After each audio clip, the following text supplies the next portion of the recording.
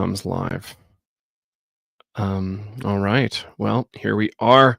Joe Moore, Psychedelics today, joined by Kevin Canella. I'm going to bring this. I'm going to start over for the friends of ours on Instagram who just got access. So, hi everybody, Joe Moore here. We are live streaming with Kevin Canella from Thank You Life, the executive director over there. Kevin, how are you doing today? Hey, man. Yeah, thanks for having me. I'm doing well and excited for this conversation. Yeah, it's going to be fun. So before we dig in super deep, let's give a high level for everybody. What is Thank You Life? Yeah, totally. Yeah, so we're really in the psychedelic space to bring access to folks, particularly those who can't afford it, and really to do our best to bring health equity into the space. And so how we do that is by, a really direct service model. So giving financial assistance to folks who cannot afford psychedelic therapy. Um, so, we're a nonprofit, we're a 501c3, which means, we got the designation from the IRS. And so because of that, unfortunately, we can really only do federally legal things at the moment. So we partner with over 120 ketamine clinics all throughout the US. We're in 35 states at the moment. And yeah, when folks go to one of those clinics and can't afford um, the prices of the ketamine therapy, then yeah, when we have money in our fund, we can step in and offer support and help get them the treatment that they want. That's excellent. And what kind of treatments are those? Is it kind of ketamine assisted psychotherapy specifically? Is it part of a protocol or is it kind of depend on what the client's most interested in? Yeah, so ketamine assisted psychotherapy, and that's just like one good distinction here. Hmm. I think there's a lot of different ways that folks are using ketamine, and one thing that's really important to us is that they're getting the psychotherapeutic aspect to it. And so, uh, my co-founder, Dr. Dan Engel, talks about this really, really great. And actually, just give a quick shout out to our podcast, the Thank You Life podcast. My first episode is interviewing Dr. Dan, and he goes into this a bit where he talks about there's neurological effects to ketamine and also psychological effects. And basically, if you take ketamine, regardless of how you take it, whether that's like during surgery for anesthesia or doing a ketamine infusion with no psychotherapeutic support or doing CAP, ketamine assisted psychotherapy, you're still going to get those neurological benefits, which is just these ways that ketamine resets the brain. Um, and those pieces, seem to have really strong antidepressant effects, especially for treatment resistant depression, things like suicidal ideation.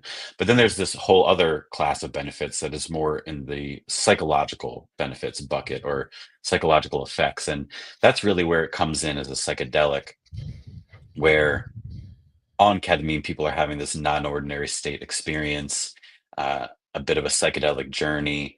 And that subjective experience, on one hand, is very sensitive to the set and setting, um, whether there's music played or not. And there's a yeah, just like other psychedelics, it's often a very meaningful, potentially a little bit overwhelming experience for the person. And that is where, deeper trauma work can be done, attachment work, really like therapeutic sort of work. And Hmm. our hypothesis, and I think when there's enough data, it will support this, is that, and I mean our data certainly supports this, is that there'll be more effects when there's CAP and that assisted psychotherapy portion, and the effects will be longer lasting. Um, I think ketamine is great on its own because it really can, especially for the people that it works for. I mean, it almost really seems like a miracle for them. And it's not 100% of the people, but boy, the people who come out of one session and um, never see suicidal ideation again, it's pretty astounding. Um, and then, that being said, that doesn't necessarily like there's no necessarial there's not necessarily healing that comes out of that. Um, I mean, there can be in different ways, but like to me, it's really the psychotherapy that allows people to get the neurological benefits, but also, dive into themselves, begin to unpack what's going on that's having, that's causing these things to begin with, whether it was something from their past or because my two cents is that it's often both something from my past that started it all, but then also what I'm currently doing as stressors come up that kind of keep it going. And so both of those are just really important to dive into in that more kind of psychotherapeutic context. Yeah. Well, thanks for sharing that. The biggest surprise for me, Kevin, is that you're working with Dr. Dan. I didn't realize you were with Dan Engel with Thank You Life. Big fan of his work. I had a monster concussion a bunch of years ago, and his No shit. concussion repair manual was very insightful and helpful for me to like reframe that. And thankfully, I think I read it 2 or 3 times before I got hurt, which is interesting to have that kind of prep. Whoa. Yeah, Yeah. yeah, Yeah. And that was really, I think, one of his first big contributions to just like health and medicine overall. And yeah, there's a how I actually met him was working in Denver at this TBI mm, clinic, traumatic brain injury clinic called Revive. And also shout out to Ronnie Bilodeau on our team. That's how I met him as well. Um, but yeah, I've never read that book, but I imagine that they were doing most of those things in there with the hyperbaric chamber, and I mean, ketamine was actually a part of that protocol and all of that kind of stuff. yeah. Thanks. So let's dig into you. How did this stuff come on your radar? And did you have some specialized preparation before encountering therapeutic ketamine that made you a great candidate to want to spend a lot of time here? Yeah, good question. So, a bit of my background, I always try to gauge what length version of the story I should tell. So, I a semi-short version of it, I was really impacted by some psychedelic experiences in college and kind of was able to just use that experience to go off in a way different direction than I might have otherwise. So instead of going into the corporate world, I actually went to volunteer at an ayahuasca retreat center and dove into my healing path straight away with that. And spent a number of years working with that medicine and a lot of Vipassana meditation retreats. And so the real beginnings of all this for me was like my own path and really just trying to find my own healing through these medicines and my own spirituality, meditation, and that kind of thing. Um, that eventually led me to move to Boulder, Colorado, where I went to Naropa, became a psychotherapist, and so this is where like some interesting things intersect. And as I was starting school at Naropa, this is like 2016. I was hearing on the Tim Ferriss podcast about MAPS and their MDMA trials for the first time. And that was like the first hint of like, oh wow, I've been like, studying psychedelics for 10 years, but there might actually be a thing that is like a psychedelic therapist on the horizon. And by the time I graduated, I began to hear about ketamine. And there's some people that have been doing this work for 10, 15, 20 years, but I think back then it was still relatively new. Um, and so yeah, the sort of direction that I felt after I graduated was twofold.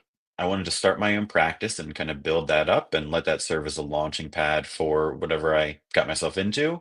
And then the second piece was just to get into the psychedelic industry and kind of show up and see how I could support, how I could contribute, and be part of this beautiful movement. And so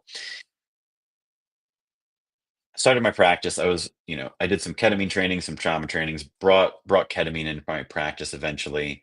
Had that stint with Revive where I was able to do some ketamine work, and that was all really beautiful. And and this is where Dan and I kind of reconnected, is that we were just seeing how many people were priced out, and that the work that we were doing was great, and it was for a very particular sect of society. More upper SES folks who could actually have enough disposable income to drop 3, 5, 10K on a ketamine series. And yeah, and then therapists around me, basically we're all doing some degree of sliding scale. And we're doing that for regular clients and for ketamine clients. And there's just clearly such a limit to how much sliding scale each of us can do, and it's not enough to actually fill the need that is out there. And so, we just had this thought of like, what if there was some sort of fund that could really make up the difference and allow the therapists and the ketamine clinics to be saying yes to all the folks that they want to say yes to, and an organization like ours could make up the difference. So that's a bit of why psychedelics, why ketamine. Hmm. Are you still in private practice now? Are you taking clients outside of Thank You Life? Not really. I still have a couple clients that have been on for a Hmm. bit, so it's nice to keep the thread going there a tiny bit. There's a couple different retreats that I've been able to support, some ketamine, some otherwise, and but yeah, for the most part, full time as co-founder, executive director at the moment. Yeah, right on. Great. And so ketamine has been getting a lot of attention because it's effectively speaking, and this I'm finding this term too general to be specific and helpful lately in terms of describing molecules, but the psychedelic word, it's like a legally available psychedelic in that sometimes there's psychedelic experiences in people under the influence of it. And that's I think it's better to talk about it as like potentially instantiating like types of experience rather than this is a psychedelic molecule. I But like I that. was hanging out with some researchers the other day, neuroscientist types, and they're just getting so nerdy with it. I'm like, I gotta really keep thinking about this. um Yeah, yeah, I heard. so go ahead. Th Yeah, just a little quick piece here. There's this recent study or paper that was written, I think called The Ketamine Chameleon or something about ketamine being a chameleon. Anyway, and they're talking about the definition of a psychedelic and if ketamine should be included. So anybody interested in that, it's pretty fascinating. But yeah, one piece of it, especially the more technical piece, is that like, well, okay, is a psychedelic because the classical psychedelics all, and I'm not even sure what the receptor is, but they all kind of affect this one receptor. But then they were also saying that they are recently finding that I think ketamine also affects that same receptor. And so, even in that definition, you would say that ketamine would be a psychedelic. I don't know all the technical pieces of that, but yeah, it's like a very kind of high level what I remember of that. Pretty interesting paper, though. Right. It's interesting and worth noting this stuff. And they're doing all sorts of research, like blocking certain receptor sites to like make sure it is active on the ones they think it is. It's it's good we're making progress there. Just regardless of all this, it's a drug that's available now. It's like a medication assisted psychotherapy. And we're seeing pretty great results. People used to see really great results, and we're still seeing good performance there. So, um, was there a landmark study or anything that like made you excited about it, or was it just it was in the air and people were saying they were getting results with their clients, or how did it go for you? Yeah, I mean, I think it was initially it was personal experience, and then also seeing the results of the folks that I was working with. And so um yeah, I started working with a psychiatrist, and he did some sessions for some therapists who were interested, and I just had a really powerful experience, and felt such a yes in terms of, turning toward this medicine to see what it could do for myself and professionally as well. It's such an interesting position to be in as a therapist looking to work with these medicines because those two pieces just begin to go hand in hand often. And there's often that, yeah, just those two lenses, my personal experience and like, oh, this could be useful for folks too. So um, yeah, early on, I was able to do some practice sessions with some friends that were dealing with some, different depression and things, and it was very powerful for them. And had some playlists to start with, and then yeah, did a ketamine training, and that helped deepen it because there was an experiential portion of that where so I got an experience myself, but also got to hold space in the context of being around 30 other therapists and get to talk about how that went. And so it was definitely a bit of both of those things. Cool.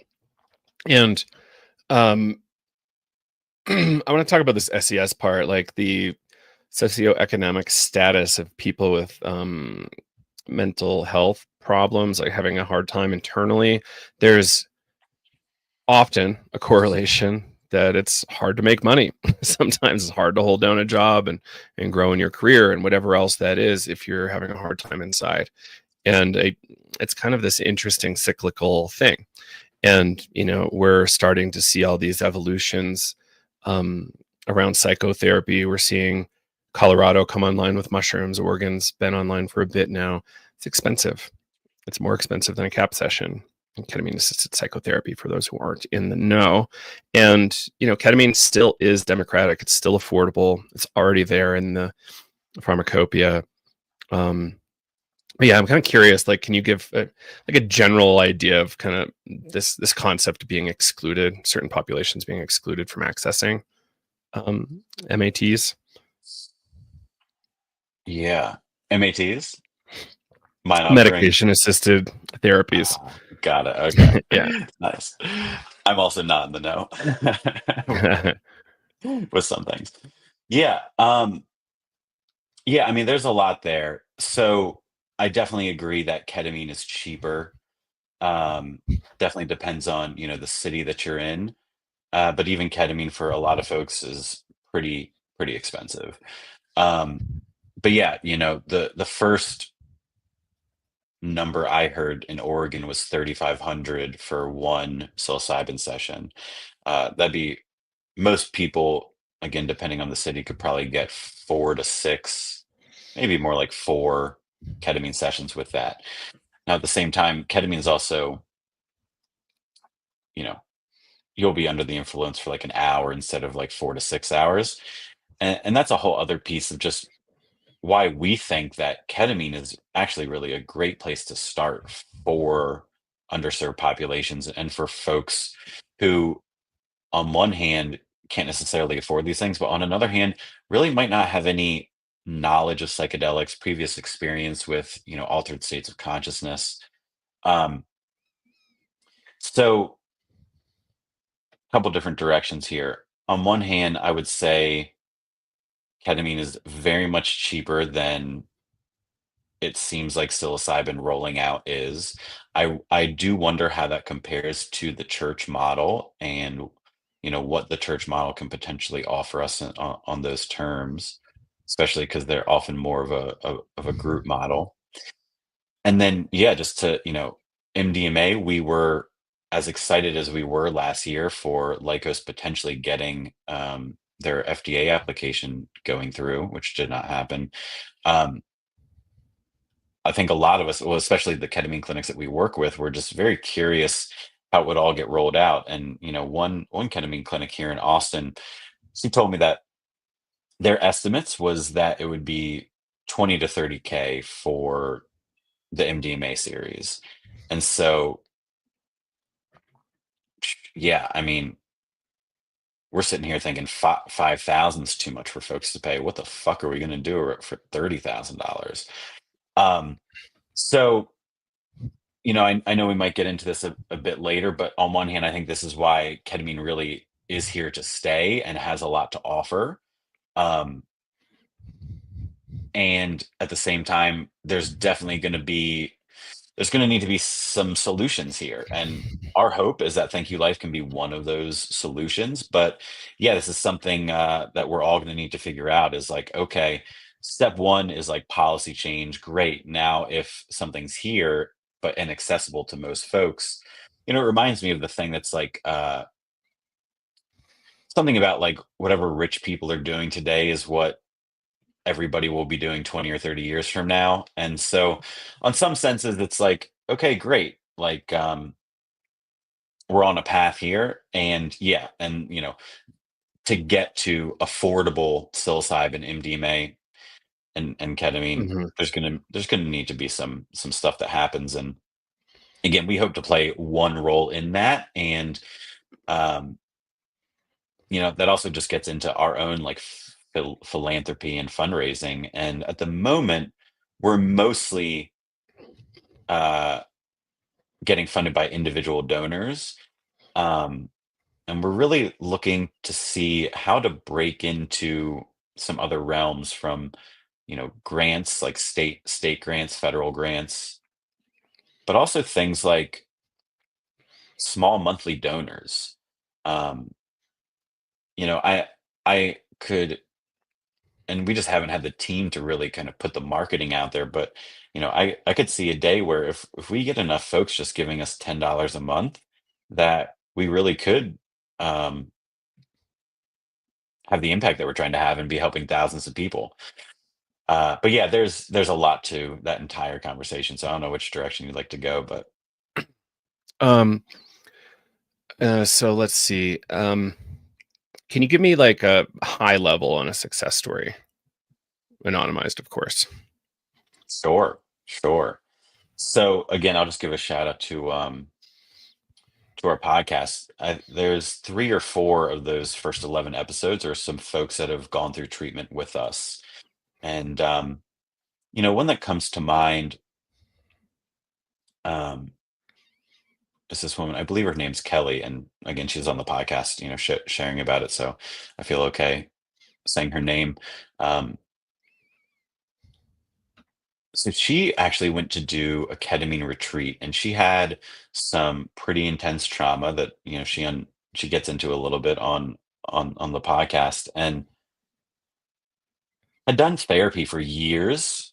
Also made tremendous strides in therapy during that time, yet was still at this place where I don't think she was having suicidal ideation, but what really struck her was her therapist asked her a question, um, like if she was okay and if she was considering hurting herself. And I think um, that really struck her. And I don't think she was thinking about it, but it was still just this sort of wake up call for her, like, damn, people are noticing I'm not doing well. And yeah, there's really something here. So she was able to get some support to go on a ketamine retreat with her therapist. That her therapist was in our network and running the retreat, and she had really potent and profound experiences there on the retreat. And really the thing that stuck out the most was sharing about how after the retreat, the EMDR work, which is some trauma release sort of work, and the parts work, the IFS, internal family systems work that she was doing with her therapist, all of it just deepened in a way that she doesn't think she could have ever gotten to without some sort of psychedelic intervention. um, so that was just a really beautiful success story, especially. And these are my favorite because it's not all about the medicine. These are incredible catalysts for healing, but I also might want to say it another way. Like on top of that, I feel like they're incredible catalysts for continued healing, I might want to say. And so one of my favorite things about that story is that it's not only that it was profound in the moment or that it gave her some relief, but that it actually deepened her own psychotherapeutic work, and that she could just, yeah, use it as a springboard to continue to heal long after, the retreat was over. Well, that's excellent. I love that. And it's not abnormal to see those kinds of results.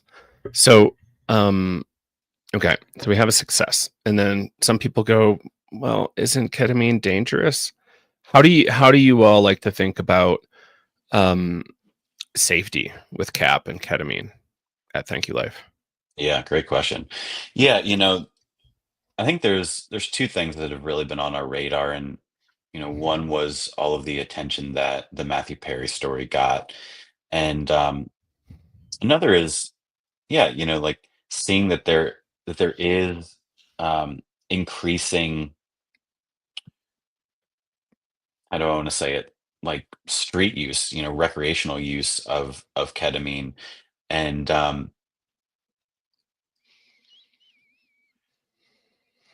one hand, I really want to separate those things out and make it clear to everybody that those are two very different ways of doing things. You know, a lot of people will say that quote of like the dose makes the poison, and that is certainly true. And there's also something else to it too, I think, is like the not only the dose, but also the set and setting sort of make the experience. And just because it's the same molecule, and MDMA is a great example of what happened in the 90s with the rave scene. And I just don't want to see something similar happen, in the sense of, through the 80s, MDMA is being used in psychotherapy, in couples psychotherapy, and it was legal through 85, and therapists were finding amazing results. And then because of I mean, I guess there was some raves happening in the 80s too, if it was shut down in 85. But yeah, so all of that happened. And it's like, yeah, let's not throw the baby out with the bathwater. And just because it's the same molecule, MDMA, doesn't mean that doing it in setting A versus setting B is the same thing. If one is recreational and way, say, riskier, and unchecked, and who knows what the MDMA is cut with, and uh, there's nobody to really watch over you, as you might be like just dancing all hours of the night, or drinking too much water. Just there's really extreme cases that people have with MDMA. Yeah, doesn't mean that the psychotherapy with MDMA that was happening was equivalent in any sort of means. So, um, on one hand, so just back to what we're actually doing, there's a couple things. This is part of the reason that we don't work with any at-home ketamine clinics. It just feels like, for now, a really clear line for us to have, um, so that we can say, hey, what we're doing, we know that folks are not at home with this medicine. Um, and then I think the other piece is the infusion clinics, and making sure that we're only working with clinics that are doing ketamine assisted psychotherapy, and not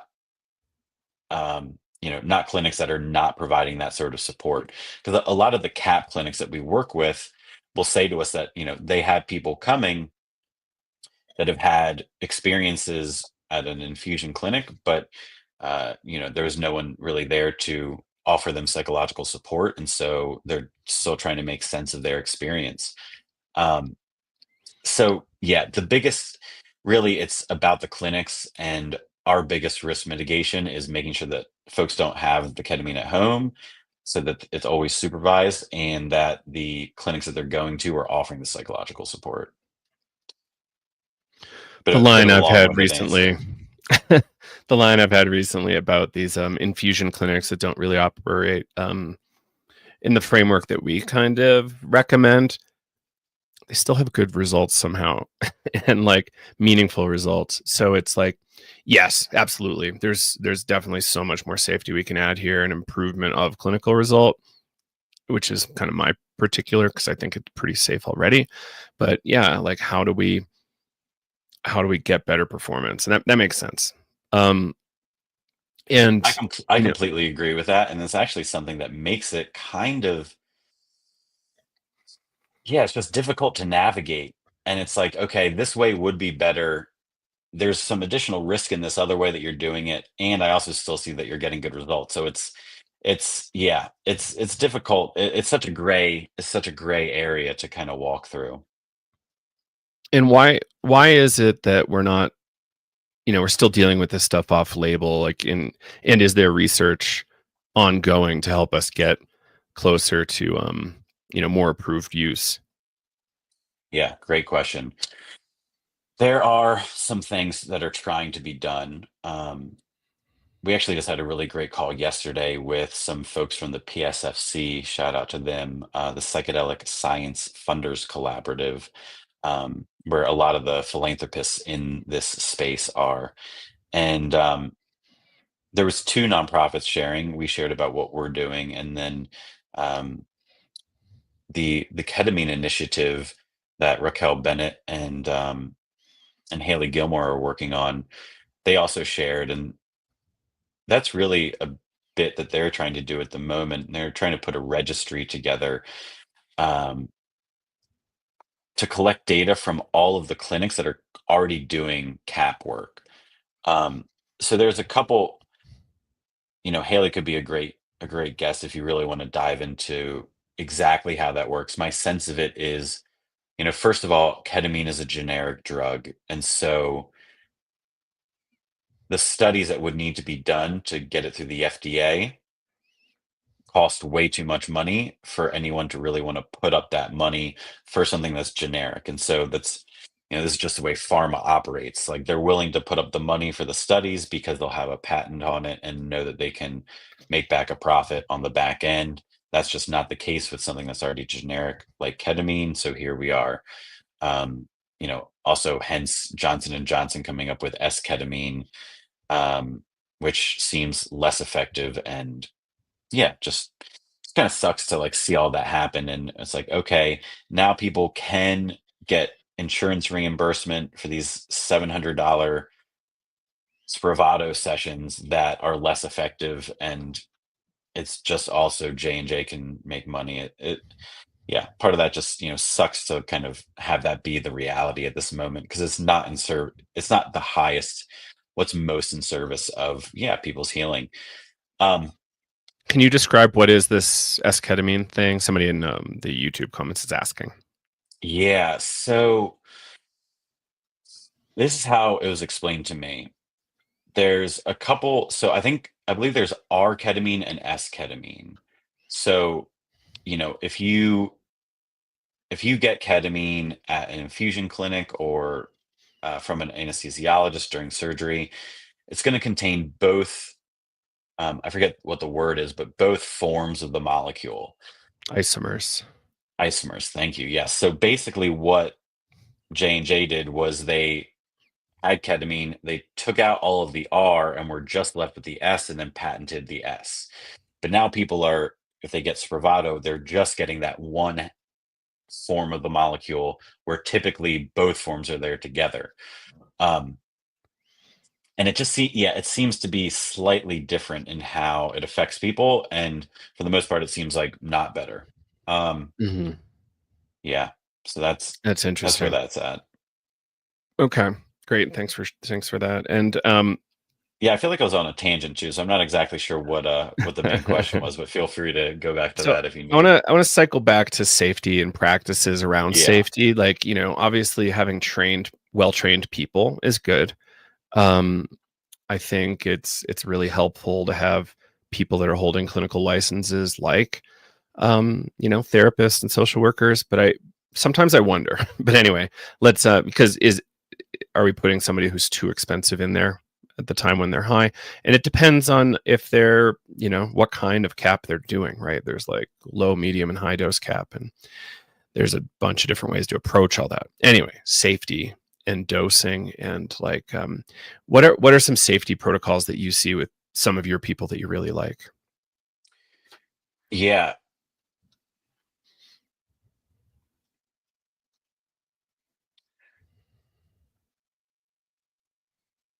On I'll speak to it a little bit. I'll also say, on one hand, this is really where the medical professionals come in. So I don't have as much firsthand experience, because this is a lot of either the doctor or nurse practitioner doing the intake, and making sure things are safe medically. Um, but yeah, it all starts with the intake, doing a really thorough intake. There are a couple things to check for with ketamine. Um, and I would say one of them is blood pressure. But yeah, in general, it is extremely safe. And then it's great to have a pretty thorough psychological eval to be part of that kind of comprehensive medical evaluation. And that it's similar things with all psychedelic work in terms of looking for any sort of psychotic symptoms, whether that the person has experienced or the family's experienced, anything like schizophrenia or mania, particularly. Um, and so, bipolar, all of those things often are just a flat out no. For some providers, it might, especially bipolar, depending on how intense the mania was, it could maybe be okay. So that's one of the first pieces. And then I would say just adequate prep. Um, in some ways, if someone has not had any sort of altered state experience, there's really only so much you can say. Um, but yeah, doing prep to help them understand as much as you can that they'll be going through something. It could be overwhelming. They might not be able to stop it if they don't like it. What to do if something is uncomfortable or you're overwhelmed or don't like the experience. And all of that I would say is absolutely a feature, not a bug of psychedelic experiences. To me, it's some of the richest pieces, but preparing somebody for that. So when it comes, they're not surprised. They're like, okay, no, I was told that this might be a piece of it. On the back end, some real simple but obvious things like nobody's going to be driving home for at least 4 hours afterwards, and so making sure people have rides set up, somebody picking them up or whatever that might be. Um, yeah, and then there's also things inside the session where but and then this would just get to things that are very similar to any other psychedelic. Really just creating safety in the therapeutic relationship, and having really clear boundaries around touch, if there's going to be any sort of touch, um, and exactly what that touch will be. Say like a hand on the back, holding somebody's hand if they're needing some support. So just as much as you can, clarifying all those things, getting consent from folks before they're on the medicine that they either do or do not want those things. Yeah, all of that. I think it's just in that realm of safety. Hmm. Cool. And how how well do most people tolerate these sessions? Like, is it like, yes, there's going to be some discomfort because we're doing pretty intense therapy work, but like, is everybody kind of like having a hard time, or some people have a pretty reasonably okay time in the experience? With ketamine, I would say most folks enjoy it. Um, Kind of similar to MDMA in the sense that like it can be pretty pleasurable. MDMA can be um, thought of as a heart opener, and then of course, if you're doing MDMA assisted psychotherapy, like you said, you might be turning toward your trauma, and it is not comfortable at all. But because of it is an anesthetic, it really brings down anxiety, it brings down pain levels, and often folks feel like they're sort of floating in outer space. Um, so I would say for the most part, it is pretty pleasurable, and it's described as a dissociative anesthetic. So similar to meditation, I feel like part of the point of meditation is to create this space between myself and my experience. So my experience isn't so in my face. Um, and that dissociative quality of ketamine kind of brings that same quality where there's just a bit of space. And so emotions can come up, parts can come up, but because of this dissociative and anesthetic sort of quality, um, I think often the emotional pain that comes up isn't quite as sharp. And so it's easier for people to turn toward it and to stay with it, than it would be without. Cool. Yeah, thanks for that. So, changing gears a little bit, I'm curious about what do you what this is kind of like asking for data, and I know we don't have really great data yet, but like, if we were able to help a lot of people access these services, do you think at scale we could see m- major changes in people's kind of overall psychiatric situation, psychological situation? Like, might they be able to, be more healed operators in the world? Yeah, that is why I'm doing this work, is because that is my suspicion. Yeah, and I Mhm. mean, if you have a moment, I'd love to just show you really what our data looks like from the past couple years. Yeah, let's do it. Get this up. All right, I think you should have it. Yep. Yeah, so this is what we saw last year and this year, and very similar numbers. Basically, and this is all on average. So the average person is really cutting the degree of their symptoms in half.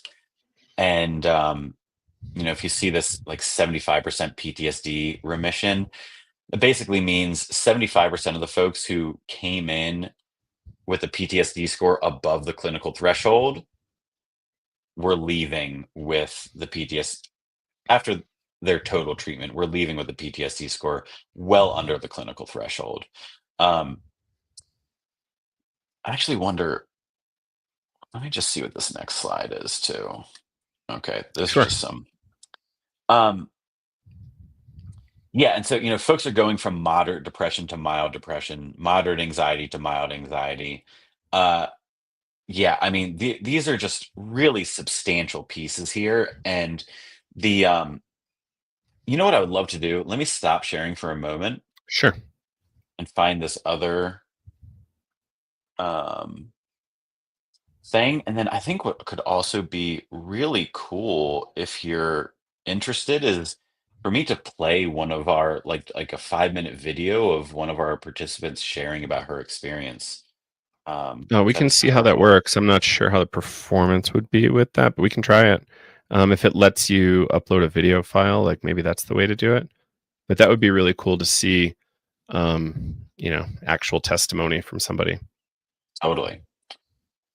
So can you show what I just started sharing again?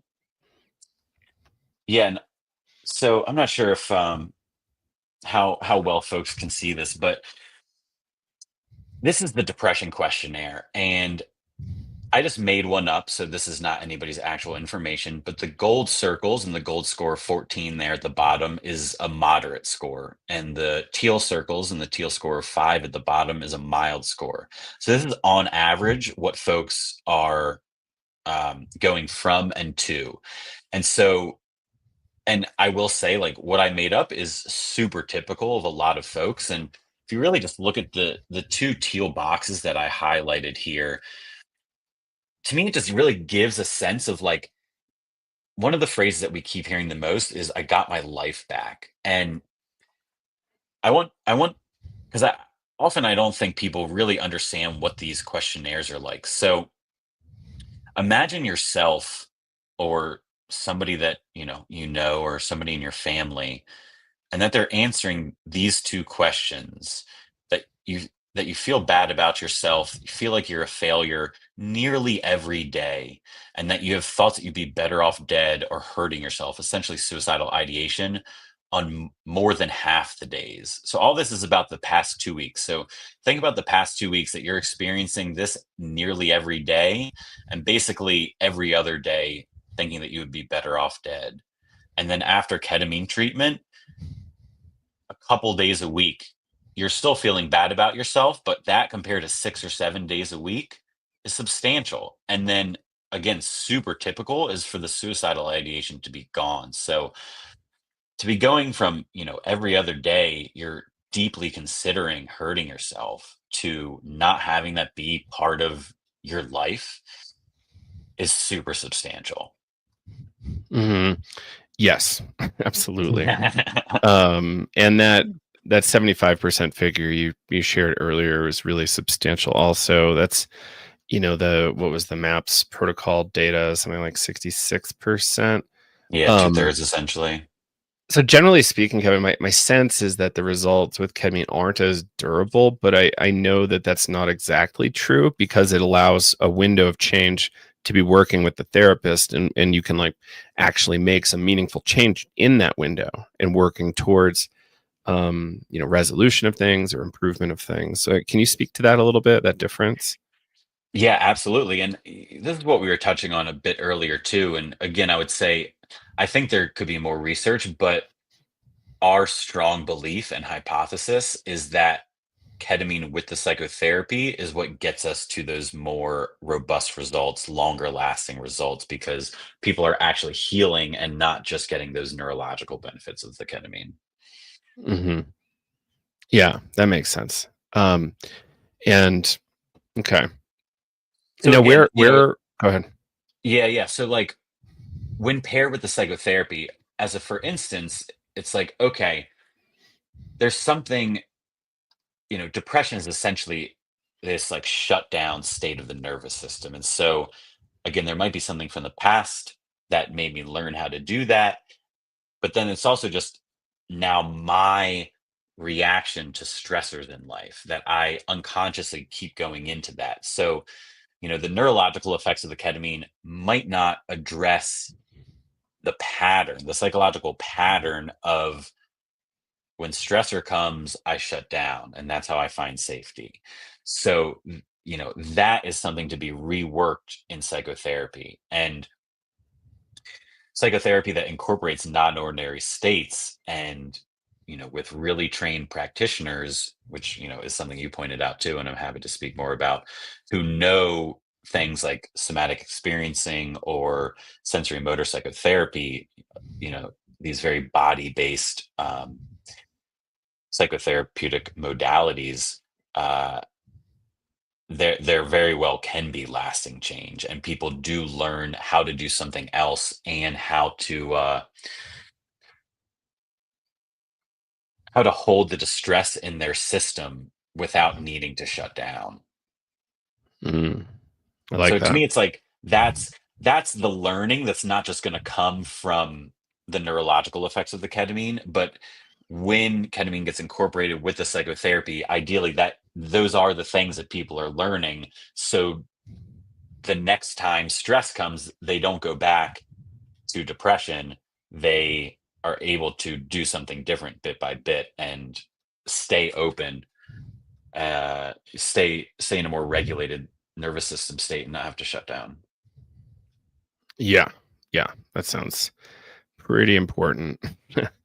um, Yes. so yeah, so two questions here, and then and we can work towards closing, so you can get to your next appointment here. But the idea is, what does good training look like, and how do people out there who aren't accessing services through Thank You Life find a therapist who isn't necessarily price gouging? Mm, mm. Good question. So you can take a look at the clinics in our network. That's all on our website, so folks can feel free to take a look at all of those people. Um,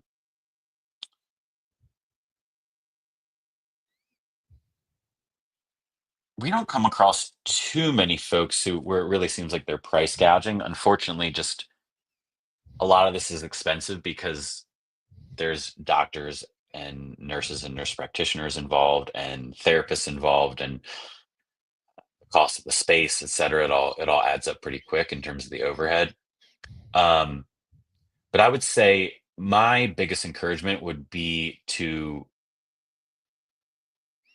find folks who are or find a clinic where either there's a therapist or that you can bring your own therapist in, um, and that they're really doing ketamine assisted psychotherapy, and it's not just an infusion clinic that is just gonna kind of stick a needle in you and let you lie there.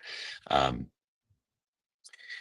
so yeah, that's the biggest thing I would say in terms of training.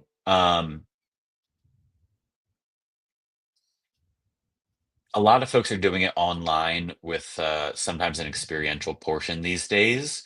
I think it's a great intro piece. But I would say the best way to really get good, solid training is to either find a supervisor who's been doing this work for a long time that you can, um, train under in some capacity. And that's something I was able to do. So I was doing ketamine work in my private practice, but was able to bring him cases that I was working through. Yeah, or if you can find a group practice or a clinic to be a part of, and then just making sure that you're getting ongoing training and supervision there.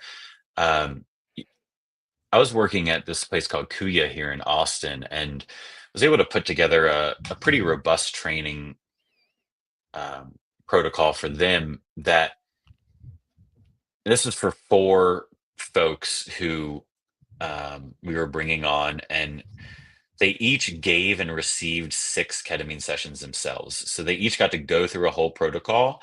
They each got to support each other through an entire protocol. That Hmm. was really beneficial. But then the second half of the training is that as they started to see folks, we would meet weekly and do cases together, talk about cases, and then also role play the cases. So folks, if it was my case, the role play would allow you to see it a bit in real time, although it's, not perfect. It's just a role play, but it's just reps, and it's getting people those reps, because a 4-day online course is not going to get you a lot of reps.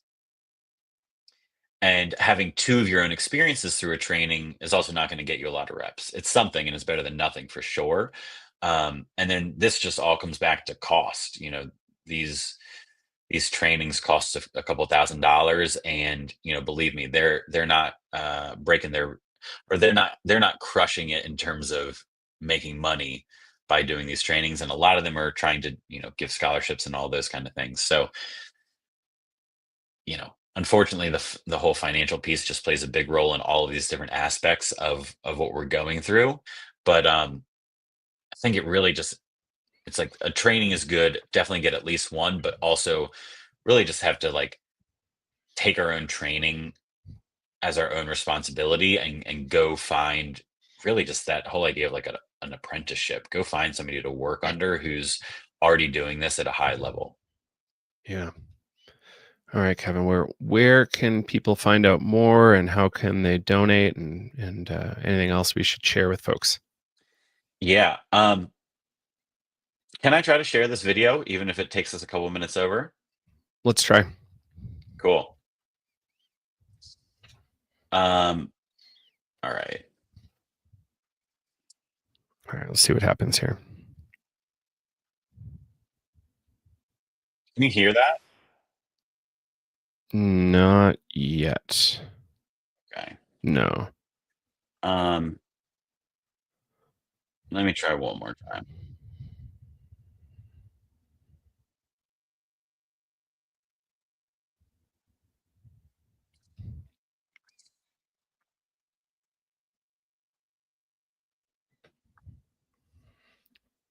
How about that? Hmm. Cool. Yep. I'll start it over.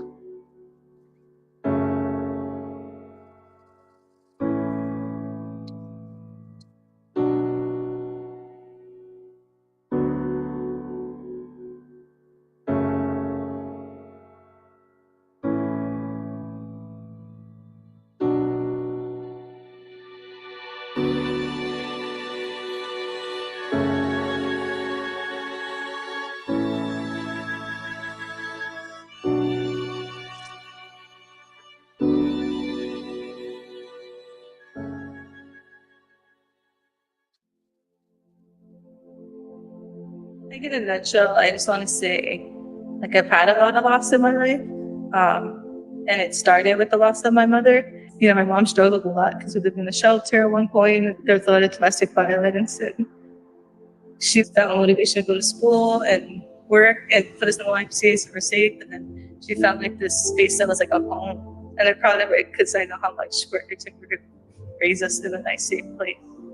There was some stuff happening with one of my aunts when she had just dated this guy for a long time. And he just started really obsessive and like dangerous. And my mom was just like an innocent, loving sister trying to stand up for her sister. And unfortunately, because of that, and because she was a single mom and it's just two young girls and this woman in an apartment, he took advantage of that and he took her from us. We don't know to this day because my mom was never found, but he kidnapped her, murdered her, and then turned himself in. And then after that, it was just kind of like a snowball. Like I found out my father died 2 years after that. I thought he was doing well. And then I come to find out that he died alone in the streets. He was an alcoholic and he was homeless. And then I just saw like, I've already lost a parent and then like he was another parent. So I was like, no, I'm over it. Like, this is just like another level of like pain. You were my dad. And now like my mom's gone, my dad's gone. And then after that, my grandma was like my second mom, and she was there for us. But because of that being her daughter, it just completely disabled her. Like she got dementia, and then she ended up getting cancer. And then even in her death, like she was calling off for my mom. Like she was thinking of me. And so that was hard. I was just numb for so long. And so like suppressing all of that emotion and fear and like confusion and like abandonment and all this anger, it like does something to you. Yeah, just trying to survive and like, how do I go from here? Like I had nobody like who would guide me. So I was just kind of trying to figure it out, having entry level jobs, people that don't understand like or care about like being a human and what people go through. I've done a lot of work and tried therapy and talk therapy, and I just never felt like relief until I did the ketamine treatments. So when they gave me my first dose, I felt this contentment in my mind that I haven't felt since I was like 12 years old. And I could just feel this really intense like waves of emotion. Something very strong is happening, but I didn't have to like relive whatever it was. It was like the most beautiful way to like process whatever trauma that was. The next day, I remember waking up and like looking in the mirror and I smiled. And I was like, oh, I haven't woke up like happy like that in like years. And like, I avoid years. And then like the next day I was just like, you're beautiful. And I felt happy to wake up and I felt like content with myself and like the world, and I felt scared. At one point I did see like a big white butterfly like flying up and like kind of disappearing. And my mom said to me white butterflies all the time. I feel like she came through in that somehow. I immediately felt relief from anxiety, from depression. It's helped with my triggers. That contentment still is kind of there. Like I don't even have words to say. It's just like beautiful, and I'm like so blessed that you gave me the opportunity to do this. Because without your help, I wouldn't have ever been able to do this. And I'm probably like, thank you, life. Like thank you for giving me my life back. Because it's been really hard, and like without the ketamine, I think I would have been in a much darker place. So I just feel really privileged and like privileged that I get to tell other people like about it and educate them on it.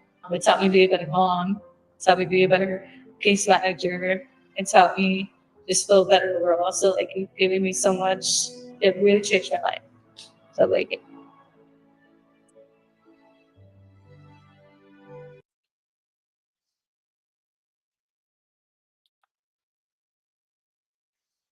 Yeah, thanks for letting me get to share that piece. Yeah, powerful. Um, yeah, so that's that's what we're doing for folks, and it's folks like her that that really inspire me to just keep pushing the ball forward with this, uh, and yeah, just giving folks like that a new opportunity, and to really just the relief is just something that really stands out. Giving somebody some relief from the heaviness of whatever their situation has been. Yeah, so folks that want to check us out, thankyoulife.org. We have a YouTube channel. We have our podcast on Spotify and Apple, and on the YouTube channel. And that's where you can hear some of these stories and learn a bit more about us. And yeah, anybody that feels inspired to give or want to even speak to us about that, feel free to email me at kevin@thankyoulife.org. And yeah, we'd love to speak with you and hear about you. And yeah, thank you, Joe, so much for the time today. It was a great conversation. I had a great time and just really I'm excited. So yeah, folks, please do check out more from Thank You Life. Check out some of their books by apparently one of the co-founders, Dr. Dan Engel. A lot of really good stuff there. And yeah, Kevin, thank you so much for doing this. It's really important to help work towards people having access, especially the folks who need it the most and can't afford it. Yeah, thanks so much, Joe. Really appreciate it. Absolutely. All right. Thanks for watching, everybody. Until next time. Bye-bye.